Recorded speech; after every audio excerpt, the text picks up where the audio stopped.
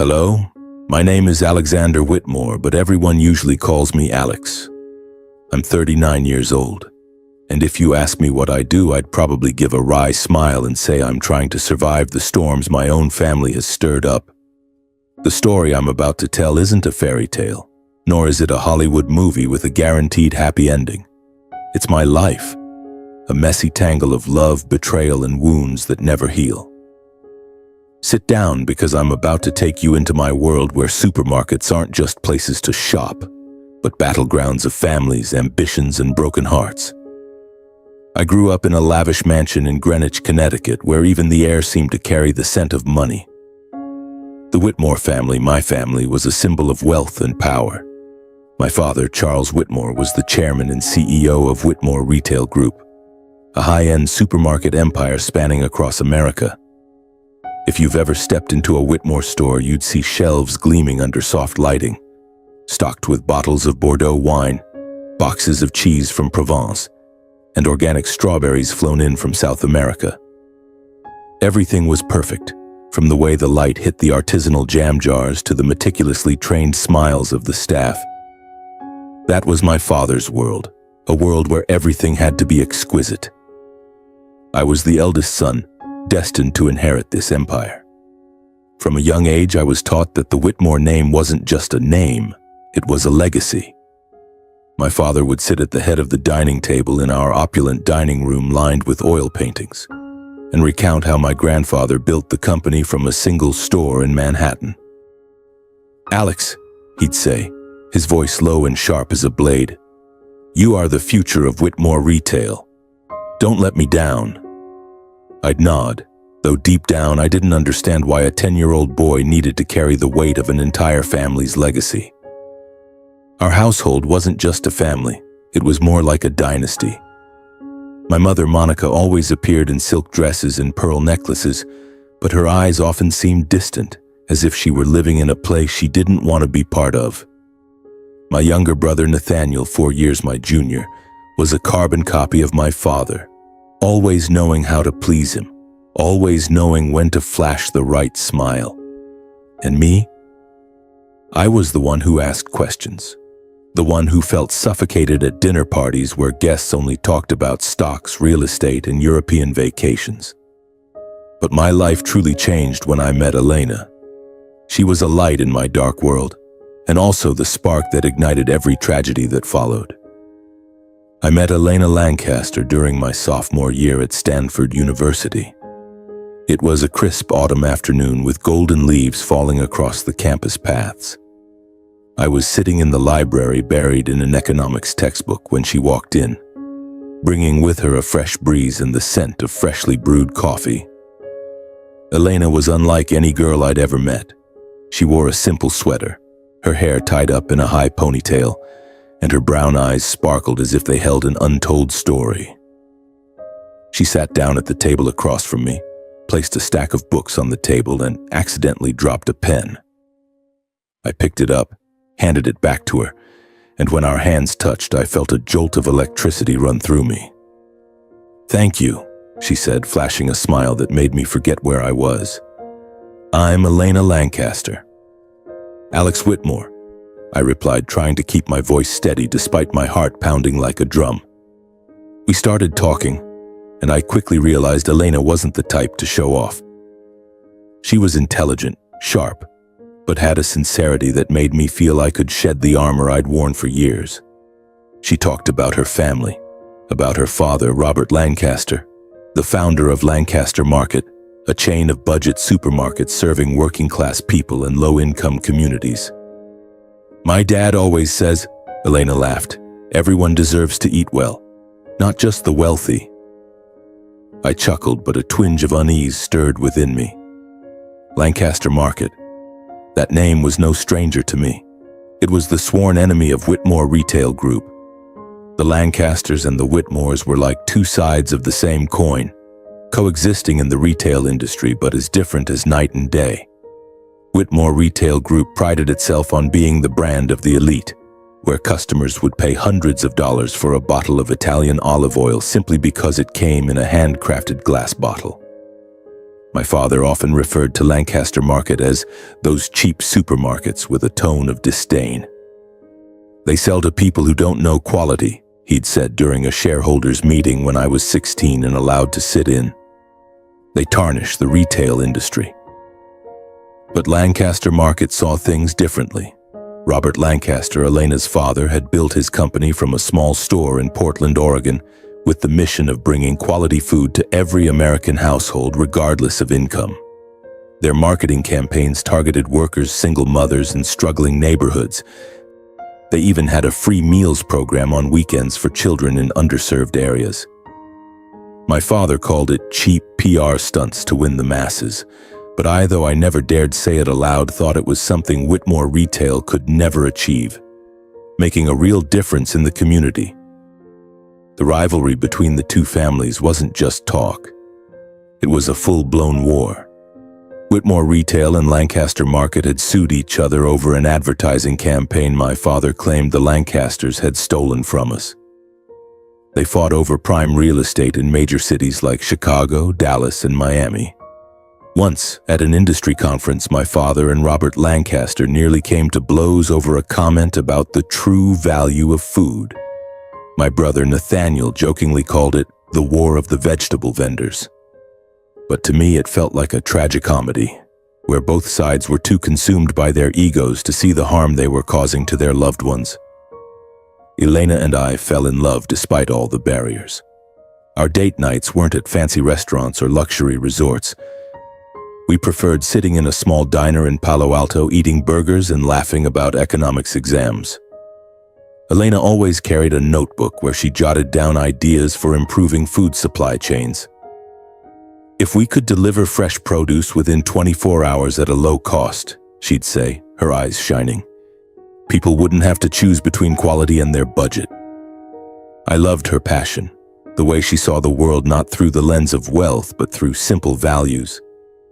But I knew our love was a ticking time bomb. My father would never accept Elena, not just because she was Robert Lancaster's daughter, but because she represented everything he despised. The storm hit one winter evening when I brought Elena home to meet my family. I'd braced myself, but I didn't expect things to go as badly as they did. The Whitmore mansion was aglow with lights, the dining table set like a royal banquet. My mother smiled stiffly. Nathaniel sat with his arms crossed and a scowl, and my father, he looked at Elena as if she were an intruder. "Mom, Dad, this is Elena Lancaster," I introduced, trying to keep my voice calm. "She's studying with me at Stanford." Silence. A heavy silence so thick I could hear the ticking of the wall clock. Then my father spoke, his voice cold as ice. "Lancaster? Robert Lancaster's daughter? The one ruining the retail industry?" Elena gripped my hand under the table, but she didn't back down. "Mr. Whitmore," she said, her voice clear and steady, "my father built Lancaster Market to help people, not to ruin anyone." My father gave a mocking laugh that sent a chill down my spine. "Help people? You think selling cheap goods to the poor is helping them? You're tarnishing this family's name, and Alex, you're disappointing me." That evening ended in a horrific argument. My father stood up, pointed at me, and shouted, "If you choose this girl, you're no longer my son." Nathaniel sat silently, but I saw the corner of his mouth curl as if he were enjoying the drama. My mother just bowed her head, her hands clutching her napkin. I walked Elena to her car, apologizing for everything, but she just shook her head, hugged me, and said, "Alex, I don't need your family to accept me, I just need you." The weeks that followed were even worse. My father summoned me to his office at Whitmore Retail's headquarters in Manhattan. The room was vast, with windows overlooking New York's skyline, but the atmosphere inside felt like a prison. He sat behind his desk, his eyes cold and piercing. "I've made my decision," he said. "Nathaniel will inherit the company. You're no longer in the plan." I stood there, feeling the floor collapse beneath me. "Because of Elena?" I asked, my voice hoarse. "Because you've betrayed this family," he replied. "You chose the daughter of our enemy, a girl unworthy of the Whitmore name. From now on, you're on your own." I left the office, my mind reeling. I'd lost my place in the company, my father's approval, and perhaps my entire family. But when I called Elena and heard her warm voice over the phone, I knew I'd made the right choice. She was my home, the place where I belonged. In the meantime, I visited the Lancaster family in Portland, Oregon. Their home was in the suburbs, a modest wooden house with a small garden full of vegetables. Robert Lancaster, Elena's father, welcomed me like an old friend. He wore a worn-out shirt, his hands calloused from years of working in the store. "Alex," he said, placing a hand on my shoulder, "you love my daughter, and that's enough. I don't care if you're Charles Whitmore's son or anyone else. You're family." I looked at him, then at Elena standing beside him, and for the first time in my life, I felt truly accepted. But deep down, I knew the war between the Whitmores and the Lancasters wasn't just about business. It was personal, and I was standing on the dividing line. My story is just beginning, because this isn't just a story about supermarkets, money, or power. It's a story about hearts, choices, and the price you pay when you dare to live true to yourself. I stood in front of the mirror in our small Seattle apartment, trying to tie my tie with hands still trembling from memories. It had been 3 years since that fateful evening when my father disowned me, when Nathaniel became the heir to Whitmore Retail Group, and when I chose Elena over the family legacy. 3 years, yet every time I looked in the mirror, I could still see my father's eyes, cold, piercing, as if he were judging me from afar. I didn't join Lancaster Market despite Robert Lancaster, Elena's father, offering me a position multiple times. "You have talent. You could help us bring good food to more people," he said during one of my visits to their home in Portland. But I declined. I wanted to stand on my own, not be known as the son-in-law propped up by his wife's family. Or perhaps deep down I refused because I still felt a pang of guilt. Joining Lancaster Market would feel like betraying my own father, and I wasn't ready for that, at least not at the time. So I chose a different path. I joined Fresh Route, a small logistics startup in Seattle focused on fresh food supply chains. My job was to figure out how to get vegetables, fruits, and fresh meat from farms to consumers within 24 hours at the lowest possible cost. It was grueling work with long days in a stuffy office and late nights crunching data. But I loved it. I loved the feeling of creating something meaningful. Working with people who didn't care whose son I was, only what I could do. Elena and I got married on a spring afternoon about 3 years after we graduated. The wedding took place in a small church on the outskirts of Portland.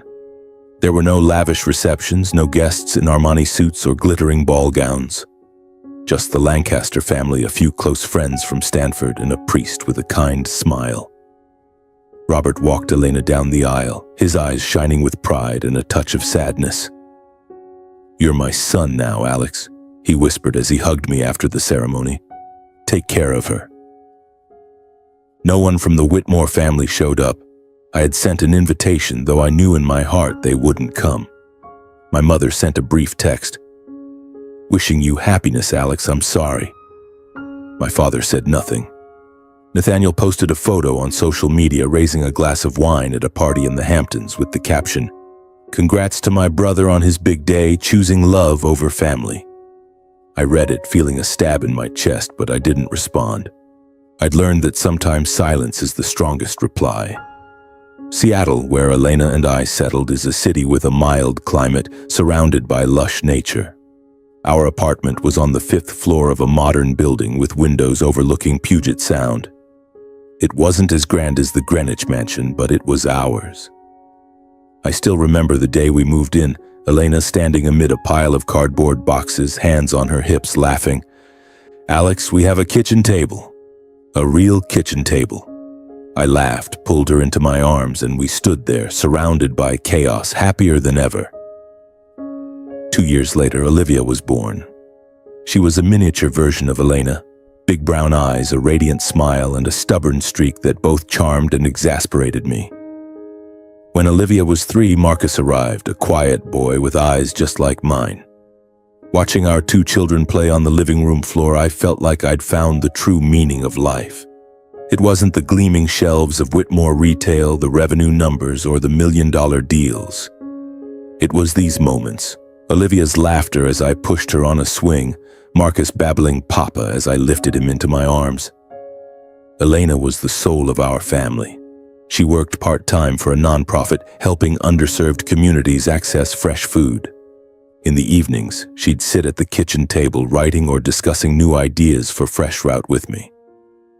"If we could cut transportation costs by another 10%, she'd say, her eyes sparkling, "we could get fresh carrots to even the poorest neighborhoods." I loved how she always thought of others, how she turned the simplest things into something extraordinary. But not everything was perfect. Despite my efforts to cut ties with the Whitmores, their shadow loomed over my life. My mother called occasionally, her voice laced with guilt but never daring to go too far. "Alex, are you doing okay? How are the kids?" she'd ask, and I'd answer briefly, knowing she'd never stand up to my father. Nathaniel was different. He seemed to relish reminding me I'd been cast out of the family. Once he sent me an article about Whitmore Retail with a message. "Look at what you're missing. We just opened 5 new stores in California. Too bad for you." I didn't reply, but his words still cut deep. Not because I regretted leaving my father's empire, but because a small part of me still hoped my family would change. I wrote letters to my mother, sending photos of Olivia and Marcus, sharing stories about our life in Seattle. But those letters rarely got a response. Once my mother sent a birthday card for Olivia with a $10,000 check. I returned it with a note. "Thank you, Mom, but we don't need the money. We're happy." Life at Fresh Route wasn't always easy. Our startup was small, competing with giants in the logistics industry. Some weeks I worked 80 hours, dozing off at my desk and coming home with dark circles under my eyes. But Elena was always there, with a hot cup of coffee and a smile. "You're doing something amazing, Alex," she'd say. "Every Fresh Route truck is a family eating fresh produce. Don't give up." And I didn't. We developed a real-time tracking system that cut delivery times from 48 hours to 24. Small farms began to trust us, and Fresh Route's revenue grew steadily. I wasn't making millions like my father, but I was proud that my work had meaning. I was building something, not to get rich, but to make life better for others. One Sunday afternoon, Elena and I took Olivia and Marcus for a picnic at a park near our home. Olivia, now 5, ran around the grass chasing a butterfly. Marcus sat on my shoulders, giggling as I pretended to be a horse. Elena lay on the picnic blanket reading a book, but occasionally looking up at us with a gentle smile. "You know," she said, "sometimes I think we've found paradise." I sat down beside her, pulling her into my arms. "My paradise is you," I said, and she laughed, playfully punching my shoulder. "So cheesy, Whitmore." It was a perfect moment, one of those you want to frame and keep forever. But I didn't know that just a few hours later everything would shatter like a bursting bubble. That was the last picnic, where I could still hold Elena's hand, where I could watch Olivia and Marcus run across the grass. We left the park as the sun set, its golden glow stretching across the lake. Olivia dozed off in the back seat, clutching her butterfly kite tightly. Marcus was half asleep, his head resting on his sister's shoulder. Elena sat beside me, softly humming a lullaby her mother used to sing. I drove, my heart light, feeling like everything in the world was right. The road back to Seattle was a 2-lane highway, winding through fields and forests. I kept a steady speed, the radio playing soothing jazz. Elena reached over, her fingers intertwining tightly with mine. "Today was fun, wasn't it?" she said, her voice soft. "We should do this more often." I nodded, smiling. "More often. Maybe next week we—" My words were cut off by a blinding light ahead. A massive container truck, like a monstrous beast, veered across the center line, heading straight for us. I only heard Elena scream, "Alex, be careful!" before everything plunged into darkness. I woke up in a stark white room, the sharp smell of antiseptic filling the air. My head throbbed, my left arm was numb, and a strange emptiness gripped my chest. A nurse stood by my bed checking a chart. "You're awake," she said, her voice gentle but cautious. "You have a broken arm and some minor injuries. You're very lucky." Lucky?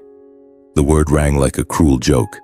I tried to sit up, but a wave of pain made me groan. My wife, my kids. Where are they? I asked, my voice hoarse, as if my throat were filled with sand. The nurse looked at me, her eyes darting away. "I'll get the doctor," she said, hurrying out. A chill ran down my spine. I knew something was wrong, but I didn't want to believe it. I couldn't. The doctor entered, a middle-aged man with eyes full of compassion. He sat beside my bed, his voice low. "Mr. Whitmore, I'm so sorry. The accident, it was severe. Your wife and 2 children, they didn't make it." The world around me collapsed. I heard his words, but they weren't real. They couldn't be. Elena, the girl with a smile brighter than the sun, couldn't be gone. Olivia, my little girl with curly hair and a laugh that echoed, couldn't have vanished. Marcus, my tiny son who called Papa every time I walked into the room, couldn't be gone. "No," I whispered, shaking my head. "No, you're wrong. They're fine. They have to be." The doctor placed a hand on my shoulder, but I shoved it away. "Take me to them," I shouted, trying to stand despite the searing pain in my broken arm. "Where are they? Elena, Olivia, Marcus?" The nurse and doctor had to restrain me, injecting a sedative to keep me from hurting myself. I collapsed, tears streaming down my face, but no sound escaped my lips. Only a vast, cold void swallowed everything I had ever loved. The days that followed passed like a nightmare. I lay in the hospital, staring at the ceiling, trying to piece together what had happened. The truck driver had fallen asleep, the police told me. He lost control, crashing head-on into our car. He survived with only a few scratches, but my family, they didn't stand a chance. I didn't know what to feel about the driver, anger, hatred, or just emptiness. I no longer had the strength to feel anything. Elena's parents flew from Portland as soon as they heard. They sat by my bedside, silently holding my hand. Margaret, Elena's mother, wept, her frail shoulders trembling. "Alex, you're our son," she said, her voice choked with sobs. "We lost Elena and the kids, but we won't lose you." Robert didn't say much, but his eyes were filled with pain. He sat there, looking a decade older, as if the accident had taken not only his daughter and grandchildren, but a piece of his soul. "What do you need, Alex?" he asked. "Anything, just tell me." I didn't answer. I didn't know what I needed except to turn back time, to hold Elena again, to hear Olivia's laugh and Marcus's voice. But time never grants such wishes. The Whitmores, my own family, were a different story. I called my mother, leaving a trembling voicemail about the accident. I hoped even just a little that they'd come, that they'd set aside their pride to be with me in this moment. But no one came. My mother called back, her voice heavy with guilt. "Alex, I wanted to come, but your father, he wouldn't allow it. He said I shouldn't interfere with the life you chose." I gripped the phone, feeling my chest constrict. "Mom, my wife and your 2 grandchildren are dead," I said, my voice barely a whisper. "Do you understand? They're dead." My mother sobbed over the phone, but she didn't come. My father, as always, said nothing. Later, I learned a painful truth. My father was busy hosting a birthday party for Nathaniel at the Greenwich Mansion with expensive wine and high-profile guests. The funeral for my wife and 2 children was held at a small church in Portland where Elena grew up. I stood before 3 coffins, 2 so tiny they shattered my heart. Olivia still held her butterfly kite in her eternal sleep. Marcus, with his peaceful face, looked like he was having a sweet dream. And Elena, she looked like she was merely asleep, her brown hair gently framing her face, her lips closed as if she had something left to say to me. I sent a funeral notice to the Whitmores, despite Robert's advice against it. "They don't deserve it, Alex," he said, his voice thick with anger. But I sent it anyway, foolishly hoping they'd come, that my father would see the 3 graves and realize he was wrong. But no one came. Not a formal condolence, not a single message. I stood before the graves, clutching the crumpled eulogy as tightly as my broken heart. Robert stood beside me, his hand on my shoulder. "You're my son," he said, his voice firm despite his red-rimmed eyes. "You lost your wife, your children, but you haven't lost your family. We're here, Alex. We'll always be here." I nodded, but inside I knew I'd lost everything. Elena was my light. Olivia and Marcus were why I woke up each morning. Now I was left with only a void, and I didn't know how to fill it. The weeks after the funeral, I lived like a shadow. I returned to our Seattle apartment, where everything reminded me of them. Olivia's pink dress hung in the closet, Marcus's tiny shoes sat in the corner, and Elena's notebook, filled with ideas about fresh food, lay open on the kitchen table. I couldn't touch them, but I couldn't throw them away either. Each night I lay in bed staring at the ceiling, trying to recall Elena's voice, Olivia's laugh, or the way Marcus gripped my finger. But the harder I tried, the more they slipped away. Robert and Margaret visited often, bringing food and stories of Elena as a child. They tried to pull me from the abyss, but I knew they were hurting too. We were survivors left to face a world that no longer felt the same. One evening, as I sat alone in the dark apartment, the doorbell rang. I opened it, expecting Robert, but it was my mother. She stood there in a long coat, her eyes red. "Alex," she said, her voice trembling.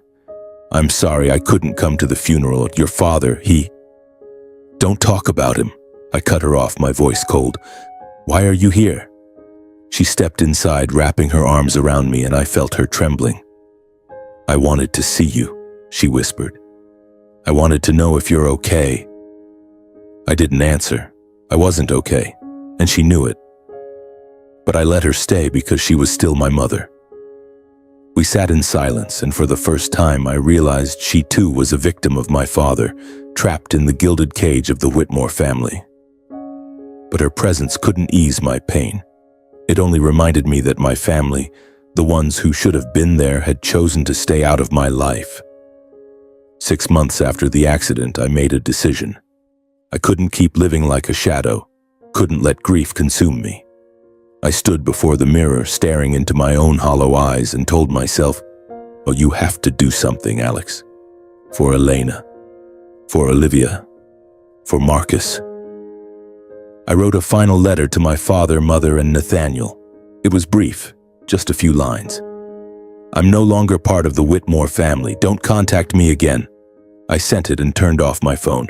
I sold all the shares my grandfather had left me in Whitmore Retail Group, a substantial sum, but I didn't need it. Money couldn't buy back what I'd lost. What I needed was a cold, decisive plan for revenge. No mercy. Then I called Robert Lancaster. "Dad," I said, calling him that for the first time, "I want to join Lancaster Market. I want to carry on what Elena dreamed of." Robert was silent for a moment, then he spoke, his voice thick with emotion. "Welcome home, son." I moved to Portland a week later. Robert and Margaret welcomed me like a son returning from a war. Their wooden house was the same as ever, with its small garden full of vegetables and the faint smell of freshly baked bread in the air. Margaret hugged me tightly, tears streaming down her cheeks. "We'll get through this together, Alex," she said. "For Elena. For the kids." I nodded, but inside I knew I hadn't come here just to heal. I came to fight, not only for Elena but for myself. The Whitmores had abandoned me, and now I would abandon them. Joining Lancaster Market sent shockwaves through the media. Business headlines blared, "Disowned son of Charles Whitmore joins direct competitor." Some called me a traitor, others a maverick breaking tradition. I didn't care. I wasn't doing this for fame or to prove anything to the world. I was doing it for Elena, for Olivia, for Marcus, and to find meaning in a life that had been shattered. Robert brought me into the leadership team as Director of Strategic Development. Lancaster Market's office was in a modest building in Portland, devoid of the oil paintings or New York skyline views of Whitmore Retail's headquarters. But here, I felt a warmth and sincerity I'd never experienced in Greenwich. Employees called Robert Uncle Rob, and they worked not for money but for a shared belief in the company's mission: to bring good food to every American family. On my first day at Lancaster Market, I sat in a meeting room with Robert and the other directors. They looked at me with curiosity, some with skepticism. "You're Charles Whitmore's son," the finance director said, his tone guarded. "Why are you here?" I met his gaze without blinking. "I'm here because I believe in what Lancaster Market is doing, and because I want to carry on my wife's dream, bringing fresh, affordable food to everyone, not just the wealthy." The room fell silent. Then Robert smiled, placing a hand on my shoulder. "That's the answer I wanted to hear," he said. "Let's get to work, Alex." I threw myself into the job like a man running from his own shadow. Each morning I woke at 5, rereading Elena's notebook for inspiration from her ideas. I proposed a new strategy, leveraging the logistics technology I'd worked on at Fresh Route to build a fresh in 24 hours distribution system. The idea was simple but ambitious. Deliver fresh food from farms to stores within a day at the lowest cost possible. If successful, it would position Lancaster Market to compete directly with Whitmore Retail, especially in major cities like Chicago, Miami, and Dallas, my father's untouchable strongholds. Robert backed me fully. "You can do this," he said during a late-night meeting. "Elena would be proud of you." Hearing her name made my heart clench, but I nodded, gripping my pen tightly.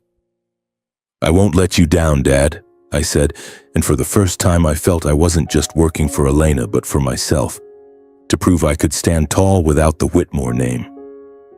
The Eat Well Without Being Wealthy campaign launched a few months later.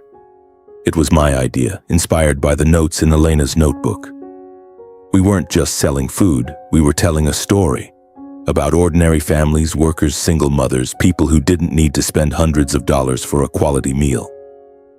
Our ads appeared on TV and social media, featuring smiling farmers, children holding fresh apples, and the message, "Lancaster Market, good food for everyone." The campaign was a direct blow to Whitmore Retail.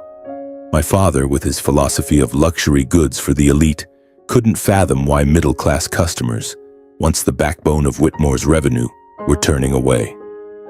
Articles began to compare the two. Lancaster Market is redefining food retail, while Whitmore Retail is stuck in the past. I read those articles feeling a mix of pride and vindication, but my greater purpose was clear. I was doing this because I believed Elena was right. Everyone deserves to eat well, not just the rich. One evening, as I worked late in the office, my phone rang. It was Nathaniel. I hesitated but picked up. "Hey, big brother," his voice came through, cold and mocking. "Heard you're making waves at Lancaster Market. Congrats, trader." "Nathaniel," I said, struggling to stay calm, "if you're just calling to mock me, hang up." "Oh no," he sneered. "I just wanted to remind you that you're digging your own grave. Dad won't let this slide. You think you can beat Whitmore Retail? You're wrong." I didn't respond. I hung up, but Nathaniel's words echoed in my mind. I knew my father. He wasn't just a businessman. He was someone who never forgave those who dared challenge him. And I, his eldest son, was now his greatest enemy. I sat in my small office at Lancaster Market's headquarters in Portland, the fluorescent light casting a glow over a desk cluttered with papers and charts. In front of me, a computer screen displayed the latest revenue data. Lancaster Market was growing, not in small steps, but in leaps and bounds. The Eat Well Without Being Wealthy campaign had shaken up the food retail market. Our stores in Chicago, Miami, and Dallas, cities once considered impregnable fortresses of Whitmore Retail, were now teeming with customers. Housewives, workers, even those who had once been loyal to my father's upscale brand, were flocking to Lancaster Market for fresh, affordable produce. But I didn't let myself get complacent. Every night before bed, I opened Elena's notebook, rereading her slanted handwriting. "Fresh in 24 hours. Every family deserves it." Those words were the fire that kept me going, the reason I woke up each morning and threw myself into work like a man racing against time. I wasn't doing this to defeat my father, though a small part of me couldn't deny the satisfaction of seeing Whitmore Retail falter. I was doing this for Elena, for Olivia, for Marcus, and to prove that a person could live true to their values no matter the cost. Robert Lancaster called me into his office one autumn morning as golden leaves began to fall across Portland's streets. He sat behind his desk, his silver hair gleaming but his eyes as sharp as the day I first met him. "Alex," he said, sliding a folder across the table, "you've done what I never dared to dream. Lancaster Market is now a name on everyone's lips, but do you know what that means?" I looked at him, waiting. Robert smiled, but his smile carried a hint of concern. "It means Charles Whitmore won't sit idly by. He's losing market share, losing shareholders, and most importantly, he's losing his reputation. A man like Charles doesn't accept defeat." I nodded, unsurprised. I knew my father too well. He was the kind of man who would rather burn his empire to the ground than let it fall into someone else's hands. "I'm ready," I said, my voice steady. "If he wants a fight, I'll give him one." Robert looked at me, his gaze softening.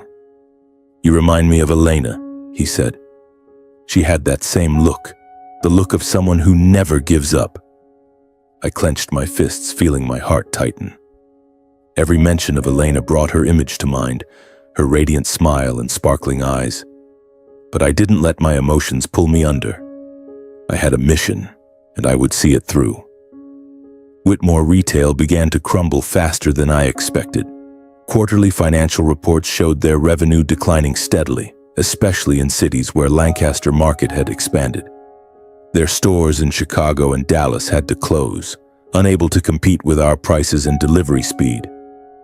Middle-class customers, once captivated by Whitmore Retail's glamour, realized they didn't need to spend hundreds of dollars on a bottle of olive oil or imported cheese. They wanted fresh, affordable food, and Lancaster Market was delivering it. I drew on my experience from Fresh Route to optimize Lancaster Market's supply chain. The Fresh in 24 Hours system wasn't just a slogan, it was a revolution. We partnered with local farms using real-time tracking technology to ensure vegetables and fruits reached customers within a day of harvest. Suppliers, once hesitant to work with Lancaster Market for fear of retaliation from Whitmore Retail, were now lining up to sign contracts with us. They appreciated my transparent, efficient approach, and more importantly, they saw the potential in a company experiencing rapid growth. But not everyone was pleased. Nathaniel, my brother, began appearing in the media trying to salvage Whitmore Retail's image. In an interview on CNBC, he sat upright in an expensive suit, speaking with polished confidence. "Whitmore Retail isn't just a supermarket chain. We're a symbol of sophistication and quality. Competitors like Lancaster Market may attract customers with low prices, but they'll never match our class." I turned off the TV, an uneasy feeling settling in my chest. Nathaniel could say whatever he wanted on television, but numbers don't lie. Whitmore Retail was losing ground, and I knew they'd soon launch a counterattack. I just didn't expect it to come so quickly. One morning, as I reviewed revenue reports in my office, Robert walked in with a newspaper in hand. "You need to read this," he said, his voice tense. It was the Wall Street Journal with a bold headline, "Whitmore Retail accuses Lancaster Market of copyright infringement in advertising campaign." The article quoted my father, Charles Whitmore, alleging that our Eat Well Without Being Wealthy campaign had copied an old Whitmore Retail campaign. He announced plans to sue Lancaster Market, seeking millions in damages. I read the article, feeling my blood boil. This wasn't the first time my father had used lawsuits to crush competitors. He'd done it to Lancaster Market years ago when Elena was a child, and now he was repeating history. But this time, I wasn't the 16-year-old boy sitting in on his boardroom meetings. I was Alex, Lancaster Market's Director of Strategic Development, and I wouldn't let him win so easily. I immediately convened our legal team. "They have no evidence," I said, my voice firm. "Our campaign was built on Elena's ideas from her notebook. This is a dirty tactic, but we won't back down." The legal team agreed that Whitmore Retail's lawsuit lacked a strong foundation, but they warned that a legal battle could be lengthy and costly. "Charles Whitmore doesn't need to win," one lawyer said. "He just needs to distract us and damage our reputation." I nodded, but inside I knew this wasn't just a lawsuit. It was a declaration of war. My father was sending a message. He still controlled the game and I couldn't escape his shadow. But he was wrong. I was no longer Alex Whitmore, the obedient eldest son. I was Alex fighting for my wife's dream, and I wouldn't let him destroy it. The lawsuit dragged on for months, but it didn't deter us. While the lawyers handled the paperwork, I focused on expanding Lancaster Market. We opened 10 new stores in major cities from Atlanta to San Francisco. Each new store was a dagger to my father's pride. I imagined him sitting in his Manhattan office reading declining revenue reports, his face red with rage. But I didn't stop. I accelerated the Eat Well Without Being Wealthy campaign, launching new ads featuring real families sharing how Lancaster Market had changed the way they eat. One ad featured a single mother in Chicago saying, "I used to think fresh food was only for the rich. Lancaster Market proved me wrong." Audiences loved those stories. Our revenue soared and suppliers began pulling away from Whitmore Retail. One of our biggest wins came when a major California farmers cooperative emailed me, saying they wanted to shift their entire contract to Lancaster Market because your way of doing business is transparent and respects us. It was a major victory, and it made me smile for the first time in months. The climax came at a national food retail conference in Las Vegas. I was invited to speak as Lancaster Market's representative. As I stepped onto the stage, my heart pounded, not from nerves, but because I knew my father was there, sitting somewhere in the audience. I didn't look at him, but I felt his gaze, cold, judgmental, like the day he disowned me. I stood before hundreds of people, from CEOs to journalists, and began my speech. "Lancaster Market isn't just about selling food," I said, my voice clear and strong. "We're about bringing hope. We believe every American family, rich or poor, deserves to eat well. We're not building a brand for the elite. We're building a brand for everyone." The crowd applauded, but I wasn't speaking to them. I was speaking to Elena, to Olivia, to Marcus. I was speaking to those who believed in me and to myself. When I finished, a Forbes reporter stood up and asked, "Mr. Whitmore, do you think Lancaster Market's success is a declaration of war against Whitmore Retail, your father's company?" I smiled, not a triumphant smile, but the smile of a man who had found his path. "I'm not declaring war on anyone," I said. "I'm just doing what my wife, Elena Lancaster, dreamed of, bringing good food to everyone. If that makes us a competitor to anyone, that's their problem, not mine."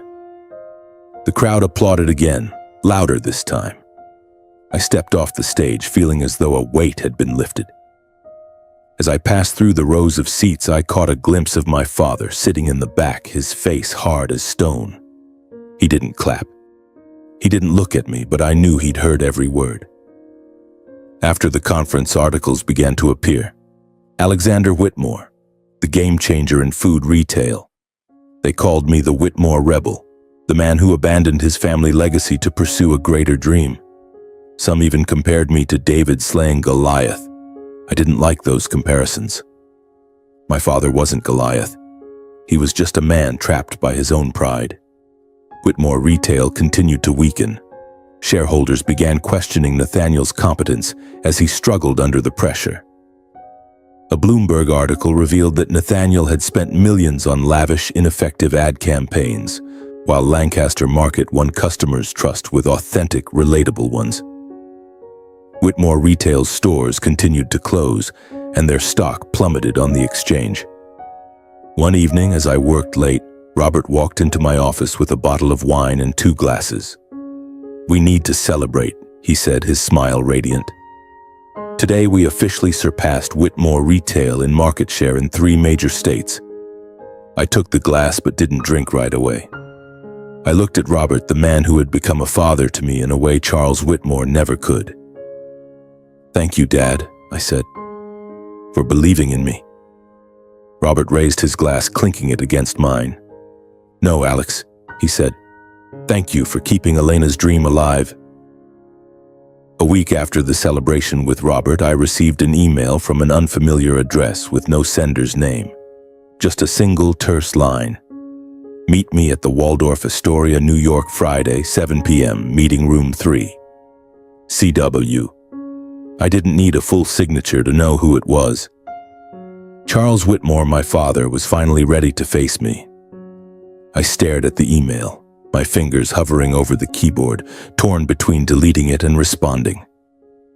Part of me wanted to ignore him, to let him drown in the ruins of his crumbling empire. But another part, the part that still carried Whitmore blood, couldn't turn away. I needed to look him in the eye to hear him speak, if only to confirm that I was right to cut ties with him.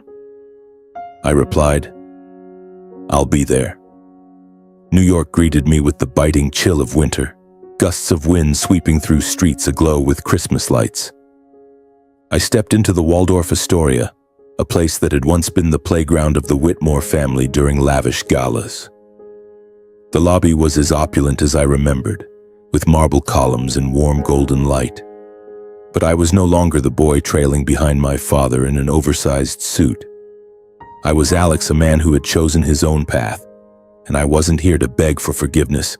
I was here to confront him. Meeting room 3 was on an upper floor with windows overlooking Manhattan's skyline. When I pushed open the door, my father was already there, seated at the head of the table in a perfectly tailored black suit. He looked older than I remembered, his hair grayer, the lines around his eyes deeper. But his gaze was as sharp as ever, like a blade ready to cut down anyone who dared defy him. He didn't stand, didn't greet me, just gestured for me to sit. "Alex," he said, his voice low and deliberate, as if weighing every word. "You've done well. I didn't expect you to go this far with that cheap supermarket chain." I sat across from him, keeping my expression neutral. "Lancaster Market isn't cheap," I said. "We bring good food to everyone, something Whitmore Retail has never done." He gave a dry, mocking laugh that sent a shiver down my spine. "You still talk like a naive idealist, Alex? You think you're changing the world? You're just tearing down your family's legacy."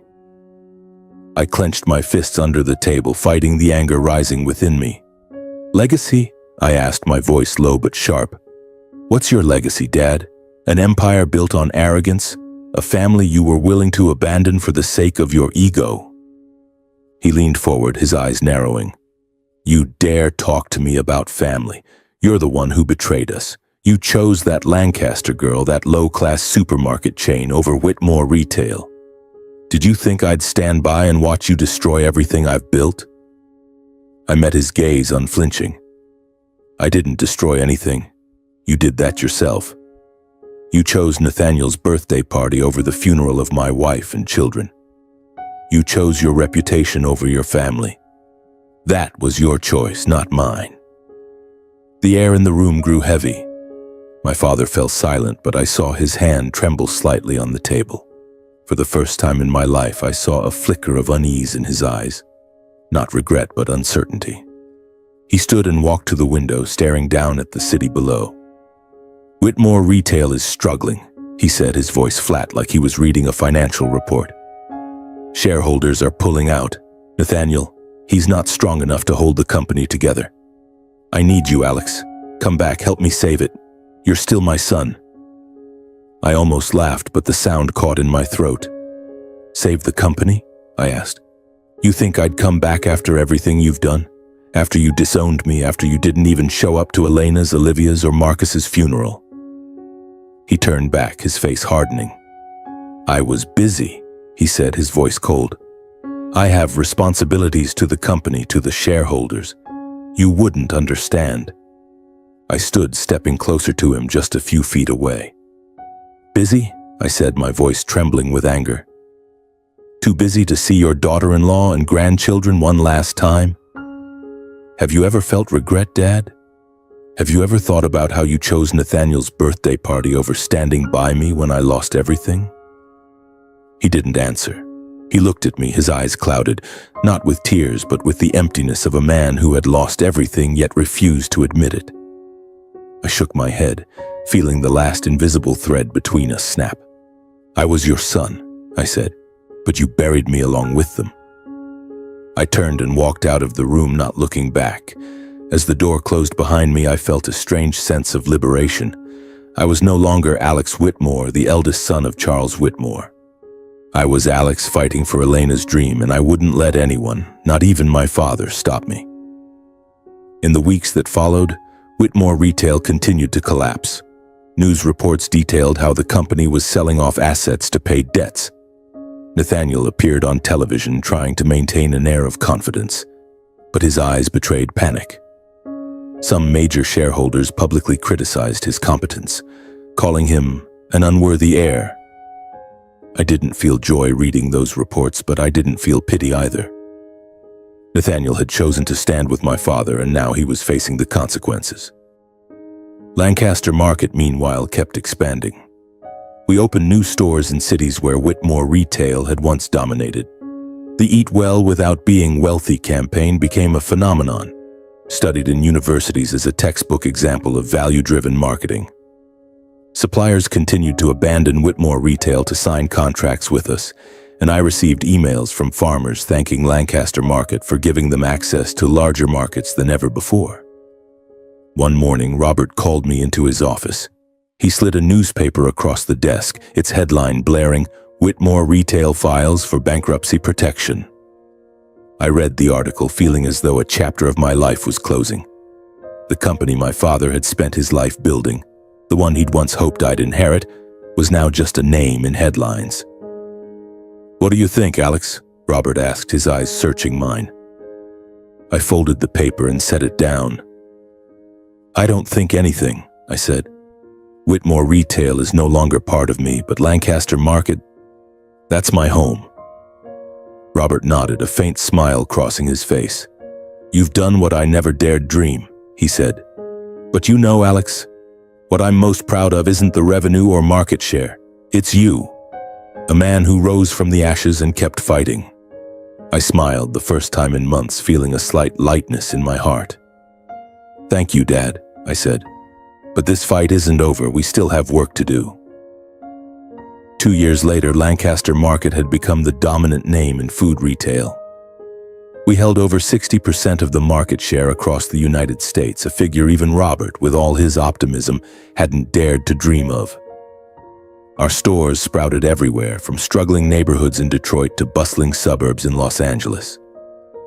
The Eat Well Without Being Wealthy campaign was no longer just a slogan. It had become a movement, a reminder that good food shouldn't be a privilege for the wealthy. But no matter how sweet Lancaster Market's successes were, they couldn't fill the void in my heart. I still saw Elena in every corner of my life, in the smell of morning coffee, in Olivia's pink dress hanging in the closet, in Marcus's tiny shoes sitting alone in a corner. I had achieved so much, but the cost was too great. I wondered if Elena would truly be proud of me, or if she would want me to stop, to slow down, and find some peace. One autumn afternoon, Robert called me into his office. He sat there, looking older, but with the same warm smile I'd seen the day we met. "Alex," he said softly, "I've decided to retire." I looked at him, stunned. "Retire? Dad, Lancaster Market is at its peak. You can't—" He raised a hand, cutting me off. "I've worked my whole life, Alex. I built Lancaster Market from a single store in Portland, and now it's bigger than I ever dreamed. But I'm tired. I want to spend the time I have left with Margaret, with our garden, and maybe to remember Elena in a way I haven't had time to do." I nodded, though inside I felt a twinge of panic. Robert was the backbone of Lancaster Market, the one who had guided me through my darkest days. The thought of him leaving felt like losing an anchor. "And I want you to take over," he said, looking me straight in the eye. "You'll be the CEO of Lancaster Market." I opened my mouth to protest, but he shook his head. "Don't say no, Alex. You're the right person for this. You understand Elena's dream, our values. You've proven that, not just to me, but to the world." I sat in silence, feeling a wave swell in my chest. CEO of Lancaster Market. It was something Elena had once teased me about during those late nights at the kitchen table dreaming wild dreams. "One day you'll run the whole retail world, Alex," she'd laughed, playfully punching my shoulder. "But don't let it make you arrogant, okay?" "I don't know if I'm worthy," I said, my voice hoarse. "I've done everything for Elena, but I still feel like I haven't done enough." Robert stood, walked around the desk, and placed a hand on my shoulder. "You've done more than enough, Alex. You've made her dream a reality. Now do this for yourself. Live a life you're proud of." I nodded, tears welling up, but I held them back. "I'll try, Dad," I said. "I promise." The day I officially became CEO, Lancaster Market held a small press conference at our Portland headquarters. Reporters from across the country flooded in, cameras flashing, and I stood at the podium trying to maintain a calm demeanor. "I'm not here to build an empire," I said, my voice clear. "I'm here to carry on a legacy, Elena Lancaster's legacy, who believed everyone deserves to eat well and live well. Lancaster Market won't stop, because we're not just selling food, we're bringing hope." The crowd applauded, and I looked down to see Robert and Margaret standing in the front row smiling. But in that moment, I could almost see Elena standing beside them, her brown eyes shining brightly. I blinked, and she was gone. But I knew she was always there, in every decision I made, in every step I took. That autumn, I returned to the cemetery in Portland where Elena, Olivia, and Marcus rested. The cemetery sat on a small hill with rows of oak trees blazing red under the setting sun. I walked along the path carrying a bouquet of daisies, Elena's favorite flower. A gentle breeze carried the scent of freshly baked bread from a nearby Lancaster Market store, one I had personally inaugurated months earlier. I knelt before the 3 graves, placing the daisies on each one. "I did it, Elena," I whispered, my voice soft enough for only the wind to hear. "Lancaster Market is for everyone now, just like you always wanted." I kept my promise. I touched Olivia's headstone, then Marcus's, feeling my heart constrict. "I wish you and the kids were here to see it." I sat there in silence, letting the memories flood back. Olivia's laughter as she chased her butterfly kite, the way Marcus gripped my finger when I held him. Elena's smile when she looked at me as if I were her entire world. Those memories were painful, but they were also my strength. They reminded me that I had lived, had loved, and no matter how great the loss, I still had a reason to keep going. A soft breeze swept through, carrying the scent of bread and a sense of peace I hadn't felt in years. I stood looking out at the hill where the sun was setting, painting the sky a brilliant orange. "Thank you, Elena," I whispered, "for giving me a reason to live." In the years that followed, Lancaster Market continued to grow, but I was no longer just a man driven by a fight. I learned to slow down, as Robert had advised. I spent time with him and Margaret, helping them tend their small garden in Portland. I started a charitable foundation in Elena's name, providing free food to children in underserved neighborhoods. Every time I saw a child holding a fresh apple and smiling, I saw Olivia, I saw Marcus, and I knew I was doing the right thing. As for the Whitmores, I cut off all contact. I heard my father had left New York, moving to a small house in the suburbs after Whitmore Retail's bankruptcy. Nathaniel tried to launch a new company but failed. My mother sent letters occasionally, but I didn't respond. Not because I couldn't forgive, but because I had found a new family. The Lancasters, the people who believed in me and the family of dreams I was living. My story ends here, but my life doesn't. Each day I wake up carrying Elena, Olivia, and Marcus in my heart. I walk into the office watching Lancaster Market's employees work with passion, and I know I've found my purpose. I'm no longer Alex Whitmore, the eldest son of an empire. I'm Alex, a man who lost everything but found himself again, who turned pain into hope, and who will keep living, for those I love and for myself.